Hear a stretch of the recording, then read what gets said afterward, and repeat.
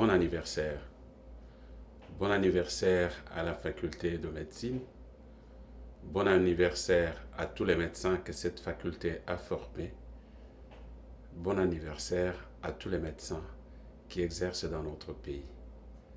60 ans d'âge, c'est l'âge de la raison, c'est l'âge du relais. Je voudrais, avant de commencer mon propos, remercier les organisateurs pour nous avoir associés à la célébration de cette fête de mémoire. Il y a en effet quelques mois, le doyen de la faculté de médecine, le professeur Kayembe Ntumba Jean-Marie, nous lançait un appel de contribution pour la célébration du 60e anniversaire de la faculté de médecine.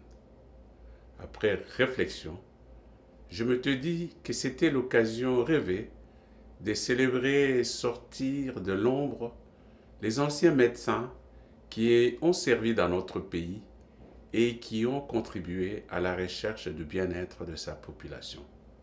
Car en effet, d'après un dicton africain, si tu ne sais pas où tu vas, sache au moins d'où tu viens. Ne pouvant pas être avec vous à Kinshasa pour cette fête de mémoire, j'ai préparé 2 capsules vidéo.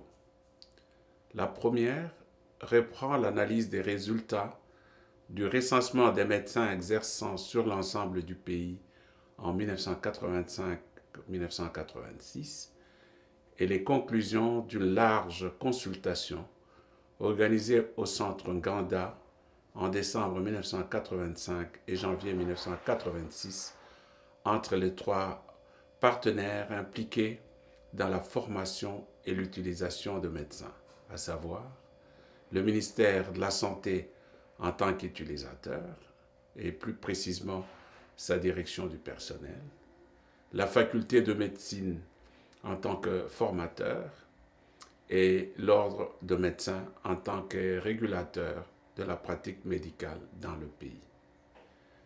La deuxième capsule vidéo que j'ai préparée pour cette circonstance est un défilé de visages de ceux qui avaient participé au recensement de 1985-1986 et qui avaient bien voulu remettre leurs photos dans leur dossier. Je dois vous avouer que j'ai eu beaucoup d'émotions à la vue de tous ces visages plus de 30 ans après. C'est pour moi une façon de constituer un monument virtuel des anciens combattants et surtout d'inviter la génération de relève de penser à bâtir quelque chose de plus grand, quelque chose qui nous permettrait de manière continue de rendre hommage à tous ceux qui ont servi notre pays. Mon propos de ce jour s'intitule « Formation des médecins, quel impact dans le développement sanitaire dans notre pays ?» Pour planter le décor, je vais me permettre de faire un bref rappel historique et situer la formation du médecin congolais dans la dynamique du développement sanitaire dans notre pays. Quelques dates à cet effet. On se souviendra qu'en 1968, le pays avait élaboré le manifeste de la santé et du bien-être qui donnait une priorité à la restructuration du système national de santé, système qui avait été sérieusement perturbé pendant les années troubles qui ont suivi la cession de notre pays à l'indépendance. Par après, en 1971, le pays va faire une réforme en profondeur de l'enseignement supérieur qui va unifier les 3 universités du pays existantes à l'époque, à savoir l'université Lovanium, l'université officielle du Congo et l'université de Kisangani, en une seule université qu'on appellera en sigle l'UNASA. Pour ce qui est de la faculté de médecine, le programme va être restructuré en profondeur et la formation du médecin va passer de 7 ans à 6 ans avec une composante importante sur la pratique médicale ou le savoir-faire. Plus tard, en 1975, le ministère de la Santé publique, sous l'influence d'une réflexion des églises catholiques et protestantes dans leur document de 1974, intitulé Les grandes options, va élaborer la politique sanitaire basée sur le centre du bien-être communautaire. Ensuite, en 1979, au niveau international, il va se tenir une conférence à Alma-Ata, conférence qui a été initiée conjointement par l'OMS et l'UNICEF pour la promulgation de la santé pour toute la population du globe à l'objectif 2000. Le pays, pour sa part, en 1980, va signer la Charte des développements sanitaires en Afrique et s'engagera à assurer les soins de qualité à l'ensemble de sa population. Cet engagement international va servir d'accélérateur au niveau national pour structurer les différentes réflexions, restées quelque peu théoriques, en une action d'envergure vers l'atteinte de la santé pour tous. De manière concrète, l'ensemble de l'étendue nationale va être divisé en unités opérationnelles de planification dénommées zones de santé. Il y en aura 306 à cette époque, qui est passé aujourd'hui à 515 zones de santé. À partir de cette unité opérationnelle de planification, il devenait plus facile de déterminer l'ensemble des ressources pour couvrir une population donnée en fonction de sa pathologie locale. Qu'il s'agisse des ressources humaines, donc personnel de santé, y compris le médecin, qu'il s'agisse de l'équipement, qu'il s'agisse des finances, on avait désormais la possibilité de travailler de manière plus systématique. Et c'est dans ce cadre-là que nous avions organisé la concertation des partenaires privilégiés du ministère de la Santé et aussi copiloté le recensement de médecins. Quelles étaient les attentes des 3 partenaires en présence à l'issue de l'atelier que nous avions intitulé « Évaluation de besoins du personnel de soins de santé primaires en RDC ». Zaïre, à cette époque, c'est là 100 ans. Pour la faculté de médecine, la préoccupation était l'obtention de bourses d'études pour la spécialisation des jeunes assistants et ainsi compléter le staff dans les différents départements cliniques. L'OMS et la coopération belge étaient les grands pourvoyeurs de bourses à ces temps-là. Pour le ministère de la Santé publique et plus précisément sa direction du personnel, il s'agissait de répondre à l'épineux problème de salaire impayé. Un grand nombre du personnel se retrouvait sans salaire et ce, pendant 2 mois. Donc la maîtrise du personnel sur le terrain était véritablement un casse-tête. Et en ce qui concerne l'ordre de médecins, lors de ces empoignades multiples, régulières, avec le ministère de la Santé publique, il s'agissait d'assurer la protection de la souveraineté et de la main-d'œuvre nationale. Le contrôle des médecins fraudeurs, des médecins qui n'étaient pas inscrits à l'ordre du médecin, était une de ses grandes préoccupations. Et ici, on se souviendra les grandes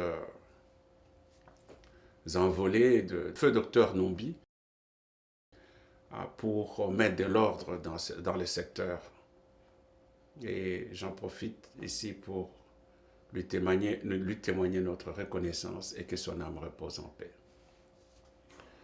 Et pour le planificateur que nous étions, notre préoccupation était de voir comment amener le pays à atteindre la couverture sanitaire nationale. Et nous allons donc examiner l'interaction qu'il y a eu entre ces 4 partenaires. La première question qu'on s'était posée était celle de savoir quelle était la couverture nationale dans le pays. Et là, on s'est rendu compte très rapidement qu'il existait plusieurs sources d'informations contradictoires dans certains cas et qui étaient plutôt assez favorables à chaque partenaire. Au niveau du Bureau des œuvres médicales catholiques, les informations essentiellement le travail de l'Église catholique dans les pays. La même chose au niveau du bureau de l'ECZ, l'Église du Christ au Zaïre à l'époque, ECC aujourd'hui, la coopération belge et les différents programmes nationaux.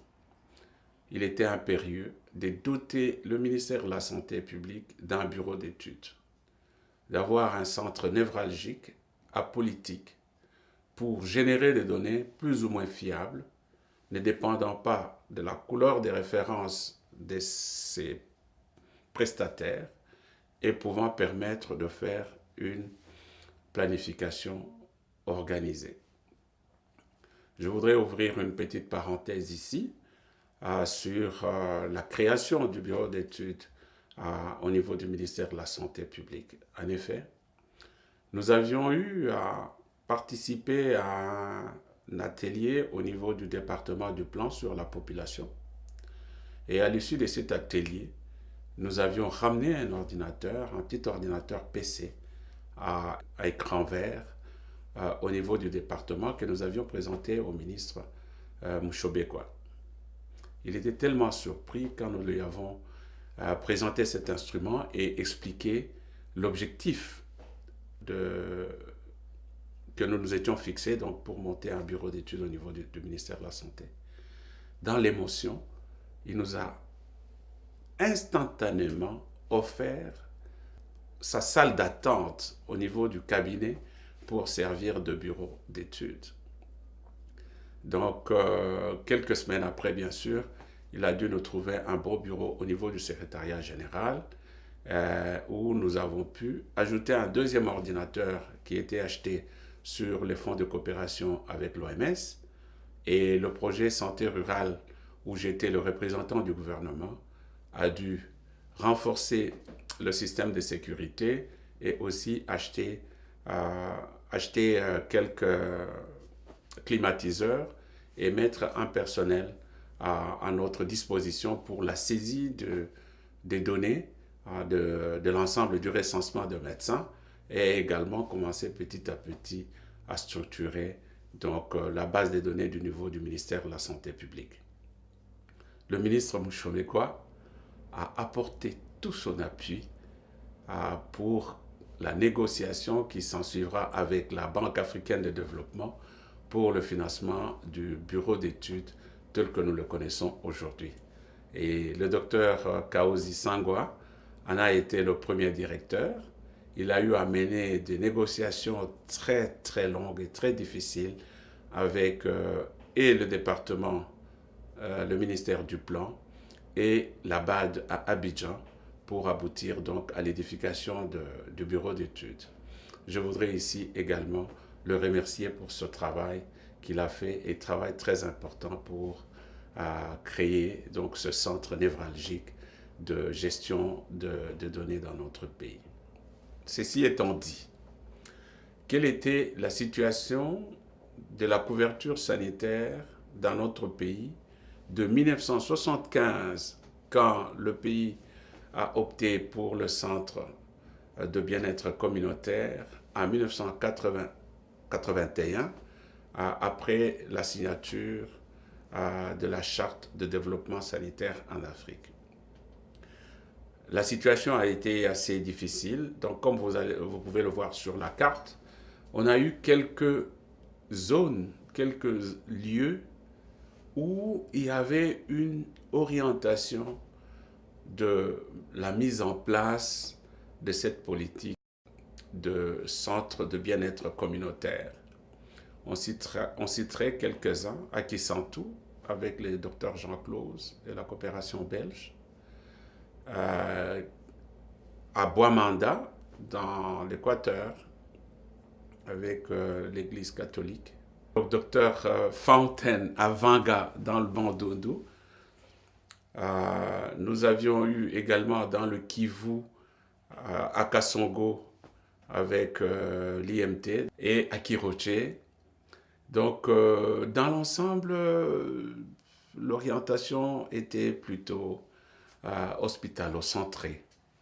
Après avoir délimité l'ensemble du territoire national en zone de santé, il était plus clair de voir en fait l'importance du travail à réaliser. Si nous regardons quel était le profil du médecin à partir de la base des données du recensement de 1985-1986, on verrait que les ratios hommes-femmes est très déséquilibré, et ce, sur un total de 1953 médecins qui avaient participé à l'enquête. À cette époque, l'estimation des médecins exerçant au Congo était autour de 3000. Parmi les personnes qui ont participé à l'enquête, nous avions 84% étaient inscrits à l'ordre de médecins. D'où nous sont venus les médecins. Donc, 80% des médecins étaient congolais, 15% nous sont venus d'Europe. Donc, il y a quand même eu une présence assez internationale de personnes exerçant dans notre pays. En ce qui concerne le ratio médecin-population, en 1986, on avait un médecin pour 20 000 habitants, soit 0,5 médecins pour 10 000 habitants. Et en 2017, d'après les statistiques de la Banque mondiale, nous avons 0,7 médecins pour 10 000 habitants. La moyenne africaine, aujourd'hui, est de 2 médecins pour 10 000 habitants et celle de l'Europe est de 32 médecins pour 10 000 habitants. L'âge moyen du médecin en 1986 était de 38,5 ans et avec un âge médian de 36 ans. Nous avions également regardé l'année de l'obtention du diplôme de médecine générale de médecin exerçant en 1986 dans notre pays. Le plus vieux médecin était le docteur Paul Lassmann, qui avait terminé sa médecine en 1935. Vous comprendrez aisément pourquoi il faisait partie de débats réguliers avec l'ordre de médecins. Les deux premiers médecins congolais sont Dr Chibamba Katumba et Dr Ilunga qui ont terminé en 1961. Et les plus jeunes médecins au moment où nous avions fait l'enquête sont 3 médecins qui étaient tous nés en 1960. Nous n'avons pas pu déterminer qui était la première femme médecin congolais. Je crois que c'est une recherche à faire pour que nous puissions reconnaître également nos pionnières. Où étaient formés nos médecins en 1986? 67% étaient formés par les universités nationales, 4% respectivement en Belgique et en France, et les autres 25% un peu partout dans le monde. En ce qui concerne les spécialités existantes à cette époque, la chirurgie et la médecine interne venait en tête avec 17%, suivi de la gynécologie 16%, la santé publique, la pédiatrie et toutes les autres spécialités cliniques. L'employeur principal de nos médecins était l'État et les universités, donc l'État encore, et puis les sociétés telles que la GECAMIN, les missions religieuses, la SNCZ et ONATRA, etc. Pour conclure, la contribution de la faculté de médecine dans la réalisation de la couverture sanitaire nationale est cruciale. Une collaboration étroite entre les différents partenaires intéressés est primordiale pour ajuster le profil du médecin aux besoins de la population.